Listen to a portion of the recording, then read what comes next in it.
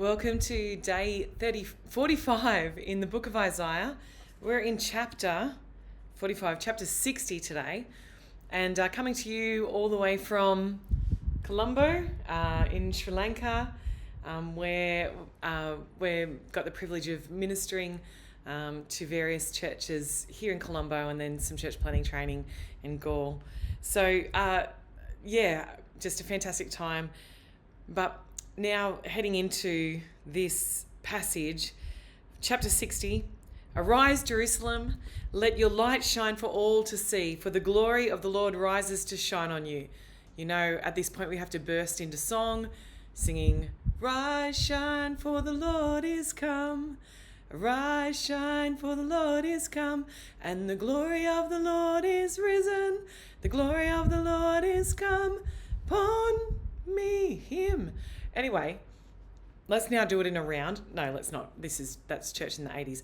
Okay, so the glory of the Lord rises to shine on you. Darkness as black as night covers all the nations of the earth. But the glory of the Lord rises and appears over you. All nations will come to your light. Mighty kings will come to see your radiance. Look and see, for everyone is coming home. Your sons are coming from distant lands. Your little daughters will be carried home. Your eyes will shine and your heart will thrill with joy. For merchants from around the world will come to you.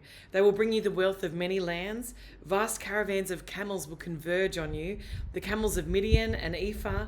The people of Sheba will bring gold and frankincense and will come worshipping the Lord. The flocks of Kedar will be given to you, and the rams of Nebaioth will be brought from my altars. Sorry about that. I will accept their offerings and make my temples glorious. And what do I see? Flying like clouds to Israel, like doves to their nests. They are like ships from the ends of the earth, from lands that trust in me, led by the great ships of Tarshish. They are bringing the people of Israel home from far away, carrying their silver and gold. They will honour the Lord your God, the Holy One of Israel, for he has filled you with splendour. Foreigners will come to rebuild your towns, and the kings will serve you. For though I have destroyed you in my anger, I will now have mercy on you through my grace. Your gates will stay open day and night to receive the wealth of many lands. The kings of the world will be led as captives in victory procession, for the nations that refuse to serve you will be destroyed. The glory of Lebanon will be yours, the forests of cypress, fir, and pine. To beautify my sanctuary, my temple will be glorious. The descendants of your tormentors will come and bow before you. Those who despised you will kiss your feet. They will call you the city of the Lord and Zion, the Holy One of Israel. Though you were once despised and hated, with no one traveling through you, I will make you beautiful forever, a joy to all generations. Powerful kings and mighty nations will satisfy your every need, as though you were a child nursing at the breast of a queen. You will know that I, the Lord, am your Saviour and your Redeemer, the mighty one of Israel. I will exchange your bronze for gold, your iron for silver. I will make peace your leader and righteousness your ruler.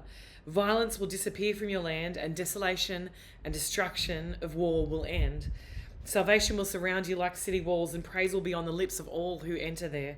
No longer will you need the sun to shine by day, nor the moon to give its light by night, for the Lord your God will be your everlasting light, and God will be your glory. Your sun will never set, your moon will not go down, for the Lord will be your everlasting light. Your days of mourning will come to an end.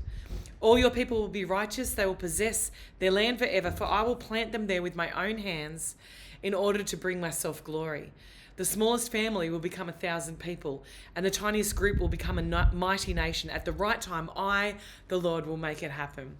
Okay, so for them at this time, obviously, they're coming into this time of restoration and this time of rebuilding, this would have been a glorious promise, a promise of fruitfulness and a promise of being a nation once again. It just would have been so exciting for them to hear. And this is from this, a lot of Christians even draw their love of Israel, their desire to always be supportive of Israel and help Israel. And you can kind of see from that where they get that.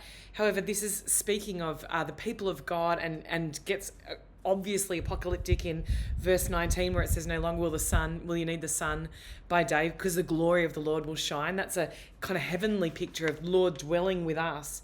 But nevertheless, it is a beautiful picture of the restoration of God, that God can take this situation of slavery for generations and he can turn the whole thing around.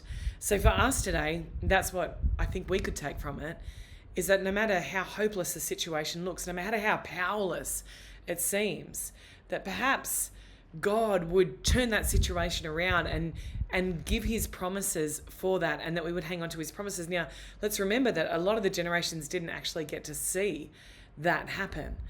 They didn't see the fruition of that promise, but it happened nonetheless. And so we can either be those that say, well, I probably won't see it, so I'm not going to believe in it, I'm not going to hold fast to it. Or we can be saying, like Abraham, that our eyes are fixed on a city whose builder and maker is God, that he never actually saw, but he held fast in his lifetime too. So for me personally, what I'm getting out of this passage today, my eyes are fixed on eternity, where the glory of the Lord shines forever and ever, where there needs no sun to be shining, because his radiance just fills that place. I don't even understand it. I don't get it. I can't wrap my mind around it. But to me, that picture is so great and glorious that I want to be someone who holds fast to it right now.